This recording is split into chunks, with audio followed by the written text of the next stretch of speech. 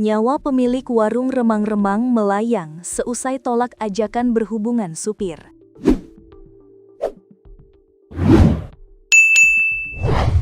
Pemilik warung remang-remang di kawasan Jalur Pantura, Subang, Jawa Barat, bernama Ani Anggraeni, 47 tahun, ditemukan tewas, diduga menjadi korban pembunuhan. Ternyata, Ani benar menjadi korban pembunuhan. Terduga pelakunya yakni seorang supir dan juga pelanggan di warung Ani, berinisial AR, 45 tahun. Jenazah Ani ditemukan warga sudah berbau busuk pada Selasa, 24/3/2026 malam.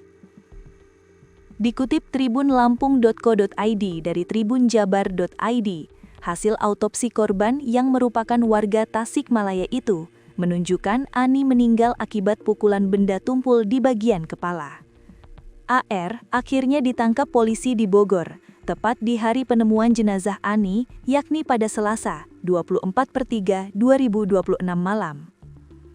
Pelaku merupakan warga Karawang yang awalnya bekerja sebagai supir dan menjadi pelanggan warung korban. Setelah diberhentikan dari supir, AR melamar kerja sebagai petugas kebersihan di warung korban. Kapolres Subang, AKBP Doni Eko Wicaksono, menerangkan warung milik korban dilengkapi dengan karaoke serta hiburan malam.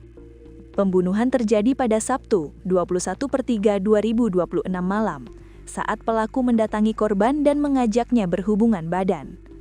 Ajakan tersebut ditolak sehingga pelaku melakukan tindakan kekerasan yang mengakibatkan kematian. AR juga membawa kabur barang-barang milik korban seperti dompet, uang Rp300.000, jam tangan, handphone, serta sepeda motor. Untuk motor korban, pelaku sempat menggadaikannya ke warga di Cikarang Utara sebesar Rp3.500.000. Setelah itu pelaku kabur ke Bogor, tuturnya. Kasus ini terungkap setelah pelanggan korban mencium bau busuk dari dalam warung.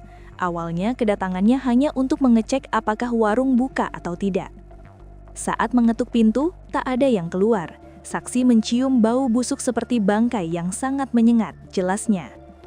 Benar adanya, bau busuk tersebut berasal dari jasad seorang perempuan, imbuhnya. Jenazah dibawa ke RS Bhayangkara Polri Indramayu untuk diautopsi.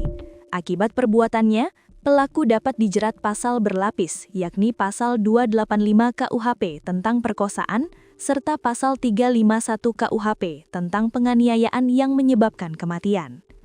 Penyidik masih mendalami penyebab kematian serta kemungkinan adanya pihak lain yang terlibat. Kami menghimbau masyarakat untuk meningkatkan kewaspadaan dan segera melapor jika menemukan hal mencurigakan, pungkasnya.